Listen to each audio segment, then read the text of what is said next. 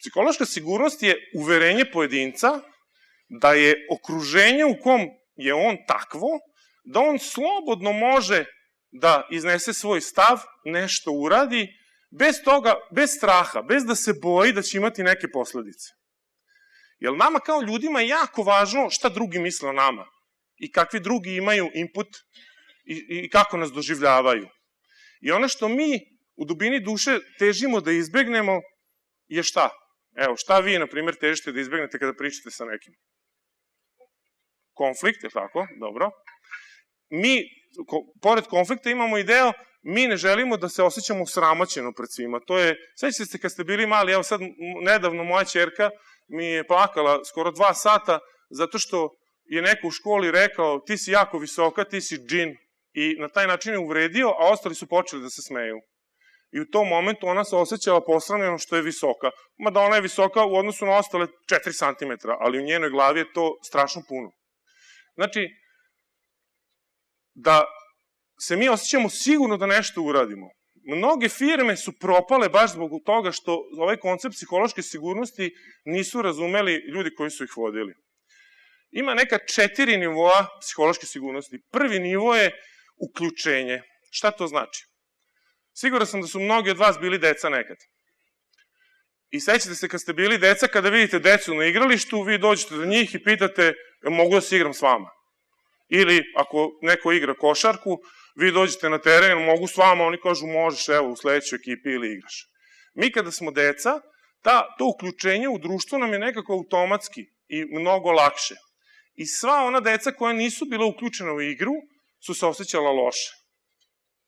Isto tako, u vašoj firmi imate ljude koji, jako je bitno da se oni od početka uključe od firmu. I onda imamo nešto što mi u HR-u zovemo onboarding. Ono što sam propustio da kažem je da ja radim part-time u jednoj firmi koja se zove Typhoon Hill, gde radim baš u HR-u, jer su oni prepoznali koliko su ove stvari bitne i koliko je dobro koristiti sportsku psihologiju.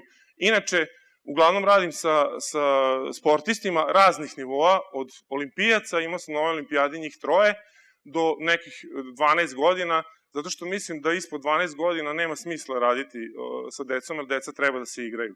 Tako da, imam jednu veliko iskustvo, zato što već ovo radim 8 godina, iako sam još uvek dečko,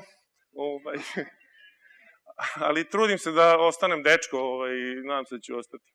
Znači, prvi nivo je to uključenost, da znači vaši zaposleni osjećaju da su deo firme. To je povezano sa onim, ako se sećate, onim potreba ljudi, što se sigurno svi učili iz psihologije i što ona Maslowljeva teorija za koju se zna da baš nije tačna, ali je jako lepo objašnjena, jako lep model da može da se prepozna. Ona o tome govori. Znači, pripadanje i uključenost je jako važno. Drugi nivo je da postoji neko učenje. Znači, da neko ko je deo vaše organizacije ima priliku nešto da nauči.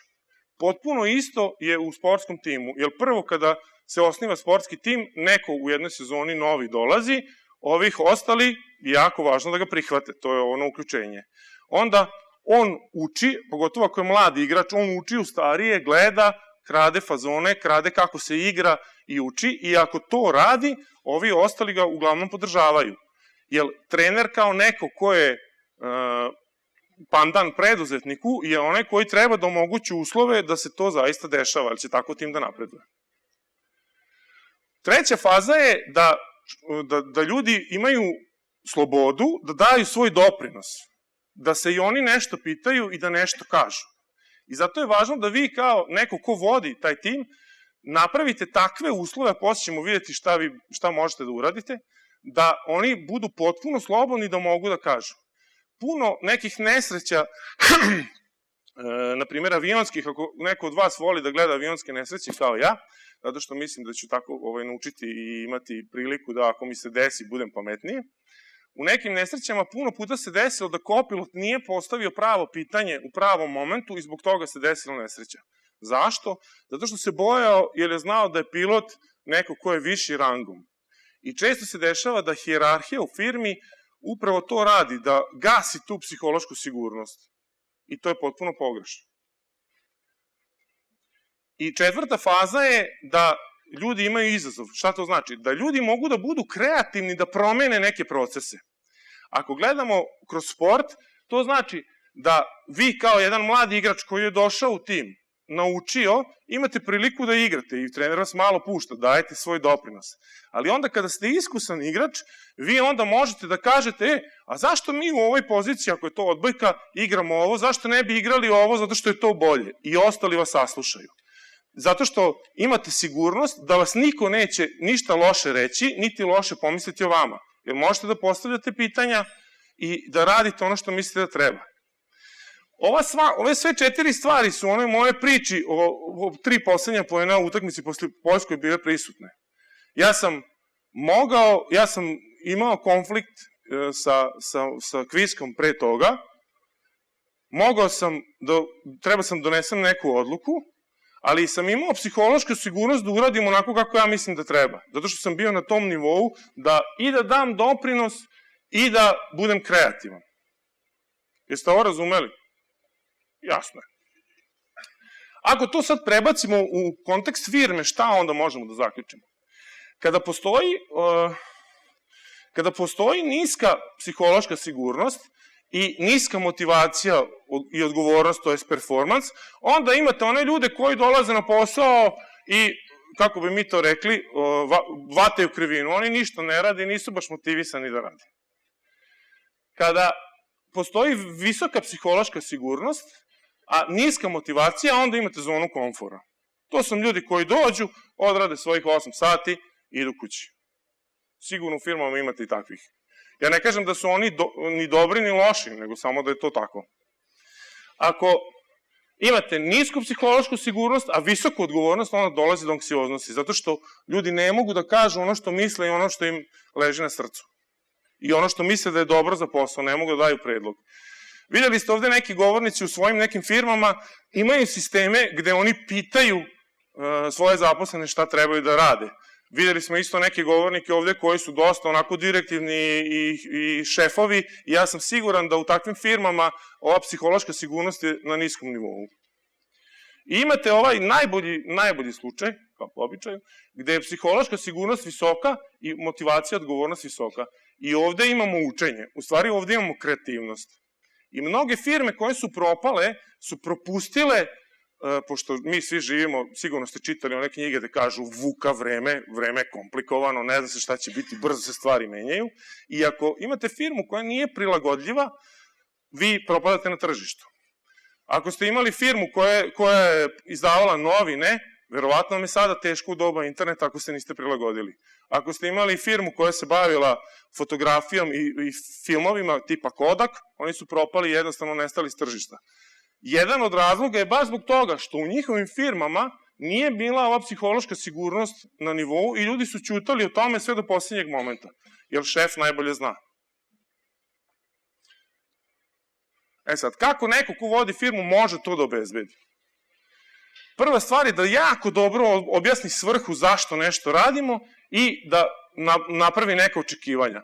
Ja se sećam pre naše prve olimpijade, za one koji to možda ne znaju, ja sam učestvovao na 4 olimpijade i za sada sam igrač koji ima najviše nastupa u srpskoj reprezentaciji, verovatno će me pod Rašanim prestići sledeće godine, pošto mu fali, ja mislim, 3, i ja mu to želim da me prestigne, tako da ću držati verovatno drugo mesto dosta dugo.